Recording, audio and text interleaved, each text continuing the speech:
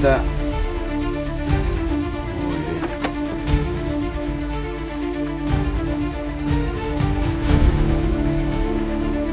Pablo, pensé que no venía ya. Sí, perdón, es que vine. Vas a ver que de a poquito te vas a ir tranquilizando. Esto nos va a cambiar la vida para siempre.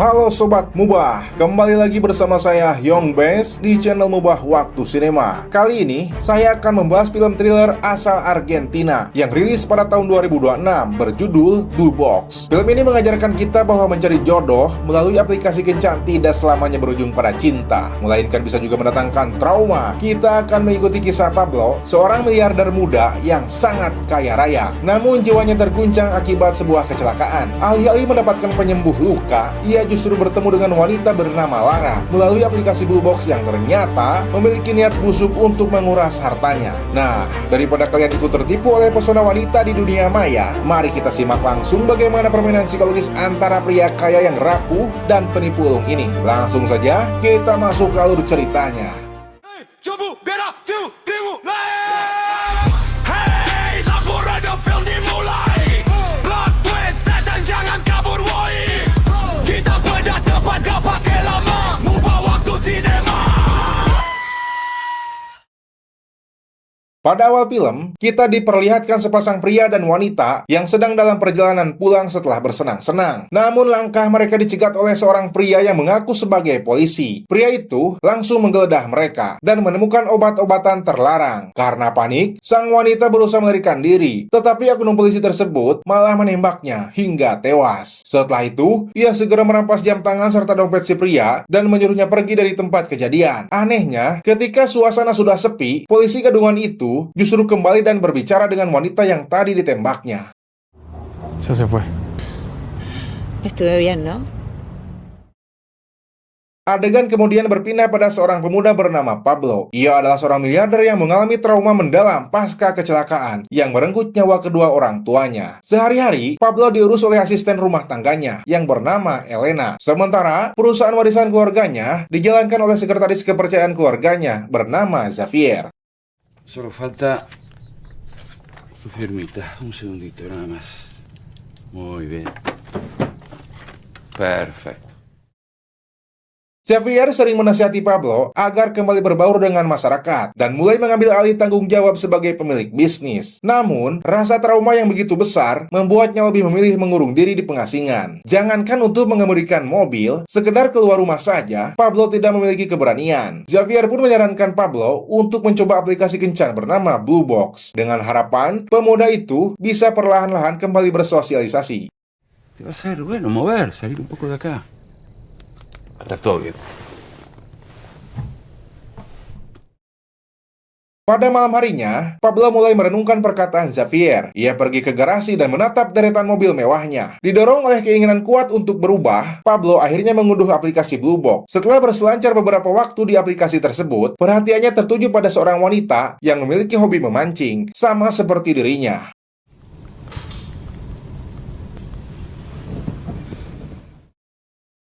Komunikasi di antara mereka pun semakin intens, hingga untuk pertama kalinya, mereka melakukan panggilan video, demi mengenal satu sama lain secara lebih dalam. Wanita tersebut bernama Lara. Ia tanpa ragu mengajak Pablo untuk bertemu secara langsung. Sayangnya, Pablo belum sanggup keluar rumah, sedangkan Lara juga menolak untuk berkunjung ke kediaman pria yang baru saja dikenalnya. Hingga pada akhirnya, Pablo mengumpulkan segenap keberaniannya untuk melangkah keluar demi menemui Lara.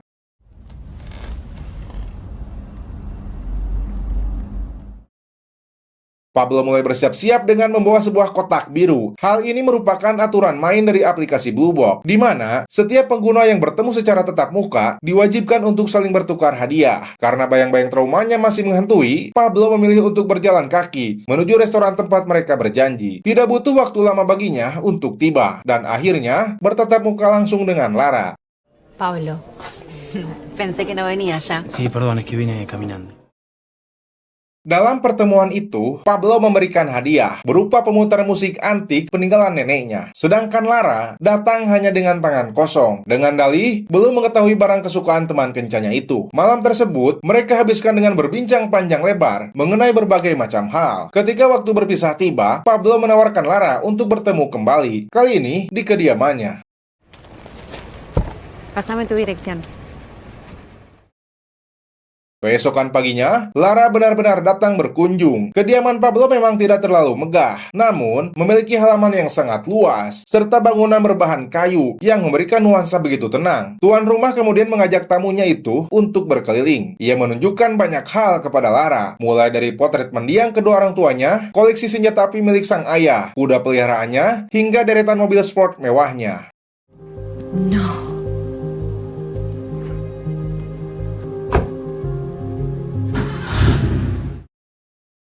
Hubungan mereka semakin hari semakin dekat, hingga akhirnya Pablo menceritakan kisah kelamnya, serta bagaimana kedua orang tuanya meninggal. Ia mengaku bahwa semua itu adalah kesalahannya. Saat dalam perjalanan pulang dari pesta kolega, Pablo mengemudikan mobil dalam keadaan mabuk, sehingga kendaraan tersebut oleng dan terjun bebas ke dalam danau. Semenjak tragedi itu, Pablo mengasingkan diri hingga saat ini. Namun kali ini, dia bertekad melawan traumanya, dengan mengajak Lara bepergian menuju tempat memancing yang sering dikunjunginya dulu. Entonces te espero mañana. Dale. Beso. Pagi harinya, Pablo bersiap-siap untuk pergi. Ia berpamitan kepada Xavier dan Elena, sekaligus berterima kasih karena mereka telah menjaganya selama ini. Pablo dan Lara akhirnya memulai perjalanan. Namun rasa takut rupanya masih menyelimuti pemuda itu. Ia bahkan sempat meminta Lara untuk putar balik kembali ke rumah. Tetapi Lara berusaha keras meyakinkan Pablo agar tetap tenang dan menaruh kepercayaan padanya. Está todo bien. Puedo ir más tranquila. Mereka kemudian beristirahat di sebuah pom bensin sembari membeli beberapa perlengkapan. Di saat yang sama, sosok misterius tiba-tiba menelepon Pablo. Orang tersebut memperingatkan bahwa Pablo sedang dalam bahaya karena Lara sebenarnya adalah penipu dengan nama asli Martina. Merasa telah dibodohi, Pablo pun langsung menuntut penjelasan dari Lara alias Martina. Tiene mi teléfono. Sabe quién soy. ¿Quién es este tipo? ¿Qué quiere? Karena tidak memiliki pilihan lain, Lara akhirnya mengaku bahwa nama aslinya memang Martina. Ia juga berdalih bahwa pria yang menelpon Pablo tadi adalah mantan kekasihnya yang masih terobsesi padanya. Di masa lalu, Martina mengaku sering dipaksa oleh sang mantan untuk melakukan berbagai aksi penipuan melalui aplikasi Blue Box. Hal inilah yang menjadi alasan mengapa Martina melarikan diri ke daerah tempat tinggal Pablo dan menyamarkan identitasnya. Tranquila. Ahora estás conmigo.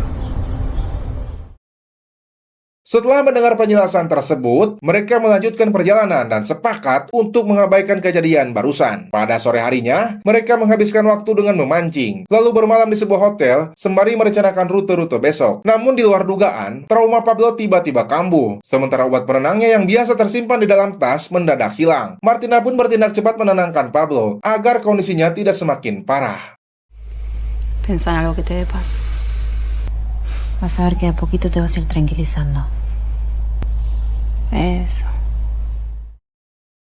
Saat Pablo akhirnya tertidur pulas, Martina diam-diam pergi keluar. Tak disangka, ia pergi menemui kekasih aslinya yang bernama Marcos. Terungkap pula bahwa dalang dibalik semua rencana licik ini adalah Xavier. Mereka berkomplot untuk mencuri jam tangan Pablo, karena di dalamnya tersimpan akses kunci dompet digital kekayaan keluarganya. Martina sebenarnya sempat merasa ragu dengan rencana jahat ini, tetapi Marcos terus mencuci otaknya dan meyakinkan wanita itu. Esto nos va a cambiar la vida para siempre. Martina kemudian kembali ke kamar hotel dan berusaha keras menenangkan dirinya sendiri. Keesokan paginya, mereka kembali melanjutkan perjalanan. Di tengah jalan, Martina tiba-tiba meminta menepi dengan alasan ingin buang air kecil. Di sela-sela waktu menunggu, Pablo kembali ditelepon oleh sosok misterius yang sama. Orang itu memperingatkan bahwa Martina sedang bersiap-siap untuk menjebaknya. Menurut si penelpon, Martina akan memberikan sebuah kotak biru berisi pistol kepada Pablo, lalu melapor ke kantor polisi di kota depan dengan tuduhan bahwa dirinya telah disandra. Ah, ¿abriste la caja? Martina mengaku kepada Pablo bahwa kotak itu memang hadiah yang telah ia siapkan. Namun secara tiba-tiba, Marcos datang dan langsung menyerang mereka secara beringas. Dalam kepanikan tersebut, Martina tanpa sengaja menembak Marcos hingga tewas. Melihat kejadian tragis itu, Pablo justru merasa iba, sehingga ia rela menyerahkan jam tangannya dan menyuruh wanita itu melarikan diri ke negara Chili agar bisa hidup aman. Setidaknya, begitulah skenario indah yang ada dalam bayangan Martina untuk rencananya besok.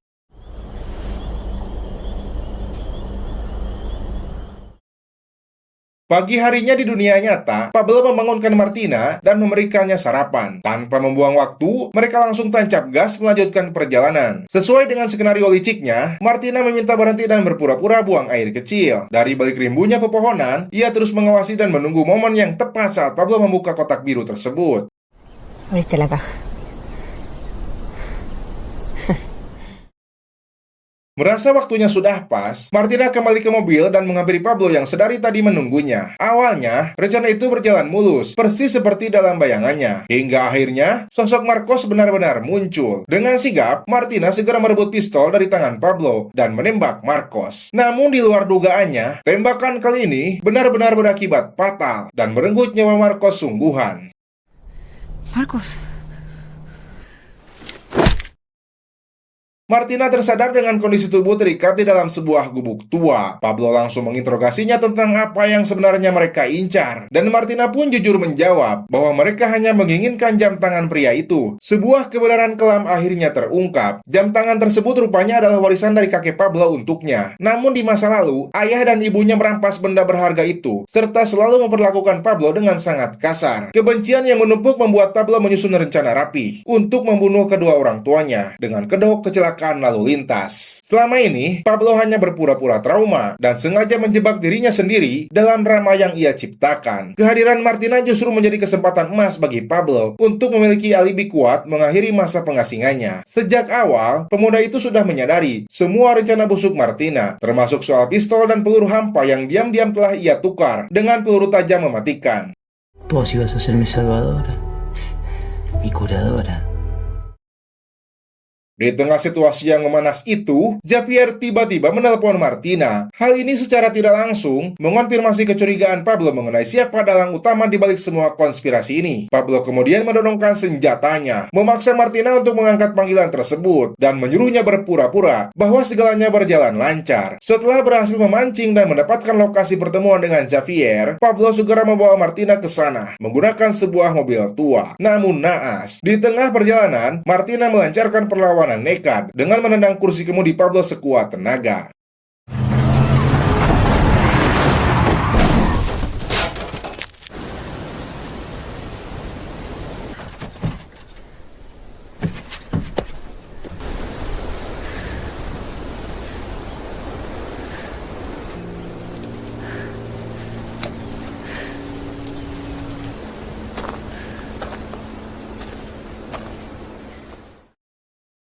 Tendangan tersebut memicu kecelakaan fatal yang pada akhirnya membuat Pablo tewas seketika. Sementara itu, Martina berhasil selamat, melarikan diri ke negara Chili, dan sukses membuka dompet digital berisi kekayaan keluarga Pablo menggunakan kode rahasia yang tersembunyi di balik jam tangan antik tersebut. Pada akhirnya, Martina memang berhasil mencapai tujuannya, menjadi orang yang sangat kaya raya, meskipun kini ia harus membayar mahal dengan menjalani sisa hidupnya dalam pelarian dan kesendirian.